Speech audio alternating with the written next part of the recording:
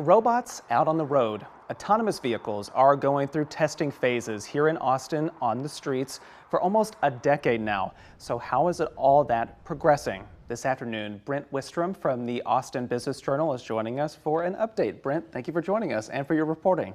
Yeah, thanks for having me here. So we have been taking a look at this technology and, as that has been rolled out over the past few years, there have been some complaints about some of this. What are the things that people are talking about most, though? I think some of the biggest issues with the autonomous vehicles has just been the slow learning curve for many of them. When the vehicles see things they're not expecting, a lot of times they do what we kind of want them to do and stop in place, but that can also be a little bit annoying for some drivers and especially for emergency officials. Yeah, and it gives some bugs to work out for sure. Yeah.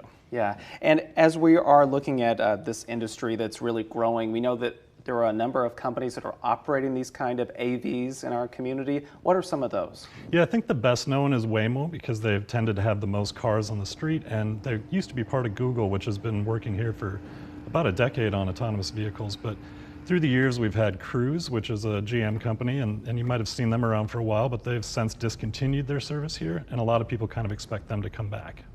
And what are some of the other ones that might be operating too? Amazon Zoox is another one that's testing here. I saw one of those in my neighborhood the other day. Yeah, yep. So they're testing through the streets, and they'll probably have some products out available for consumers as well. And then, of course, Volkswagen is here as well with their minivans, and we'll see how they're in the testing phase now, so it'll be interesting to see where they go. Popping up all over the place in our city. So where do you see this tech heading in the future? I think you'll see consumers get more and more comfortable with using these vehicles and being around them.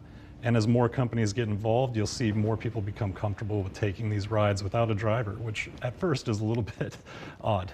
It definitely is somewhat concerning when you see those passing by you on the street too. Can you just briefly talk about why some of these companies are wanting to invest into this technology? Yeah, they see a future where you're going to have a lot of opportunities to provide taxi rides in a different way.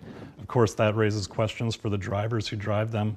But again, we may be years or even decades away from that being very common. All right. Well, Brent Wistrom with the Austin Business Journal, thank you for taking some time today to talk about your reporting. We appreciate it. Yeah, thank you very much. And happy Thanksgiving. Thanks.